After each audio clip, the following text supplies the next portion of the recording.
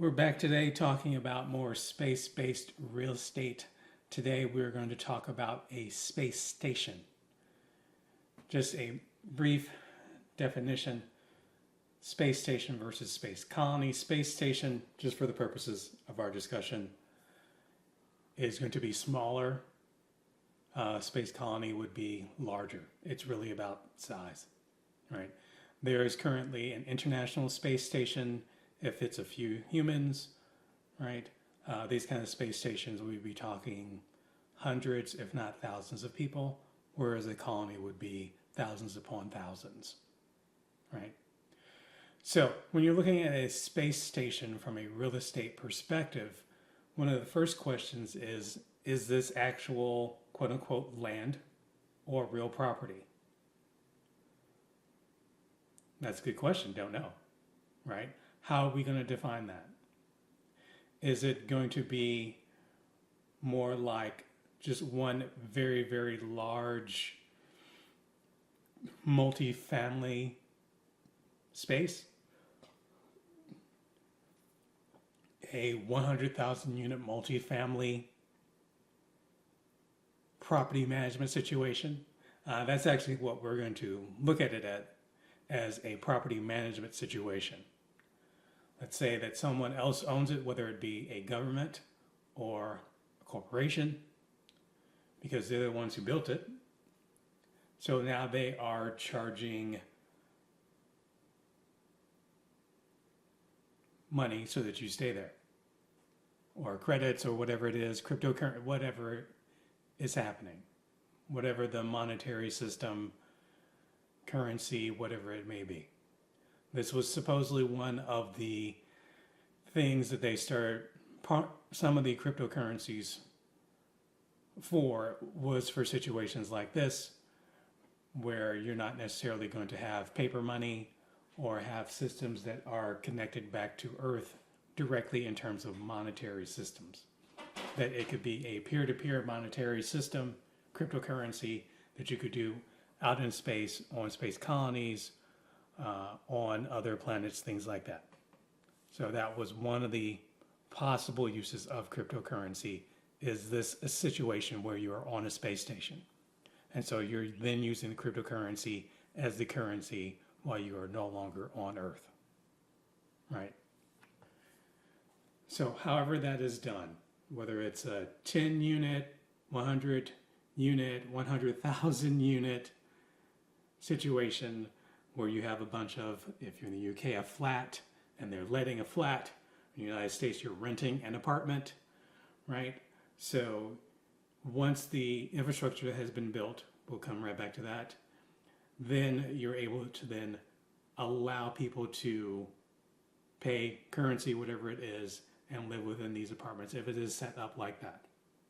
Set up within these flats, if that is how we're going to do it. So let's say that that's what we're doing.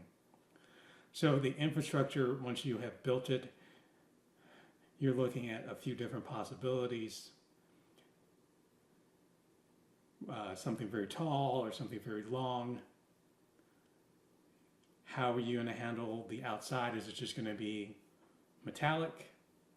Is there going to be, in effect, a synthetic sky inside, so that the people who are living there, they look up at something? What do they look at?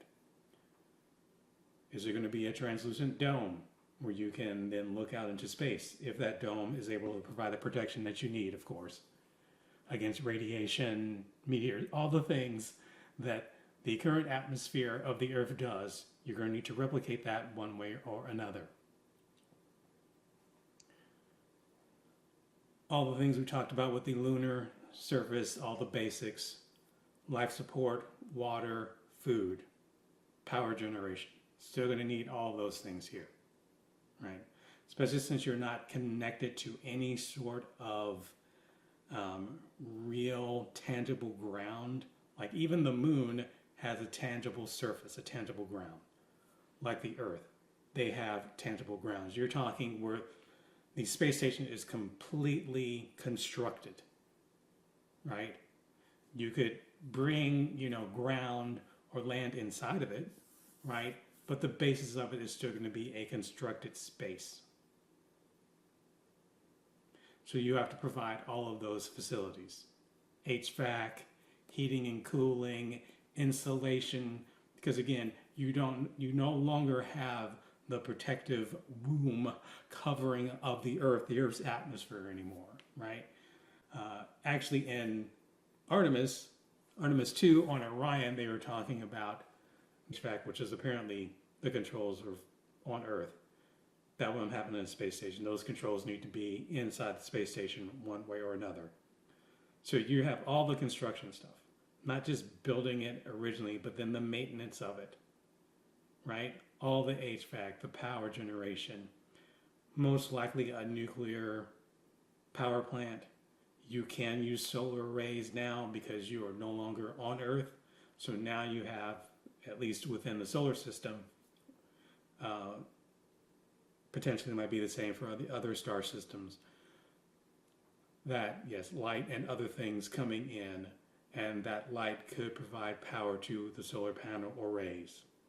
And it'd be more practical to use it in a space station than on Earth. Again, on Earth, solar panels have limited capabilities because of the atmosphere of the Earth, which does its job in cutting on all the radiation and other things down.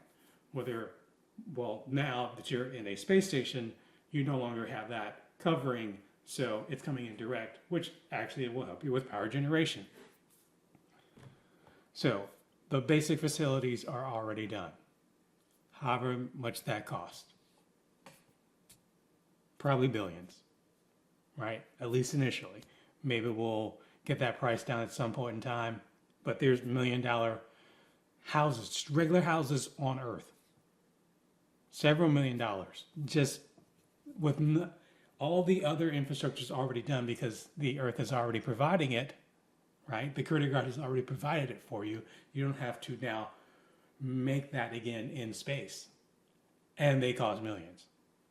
So imagine that you have to do all of that infrastructure first. You have to put out the money, the time, the effort, and lots of labor. Talk about that from a construction perspective. How much labor are you going to need, right? Human labor, even if you use robots for some or part of it, you still need skilled craft people. You still need humans who know how to solve things and put things together and know how to actually think and actually find alternate paths and come up with ways of doing it. All right. So the infrastructure's there. You have the flats built. You can now let them to people, rent them to people. However you're charging that with the cryptocurrency setup.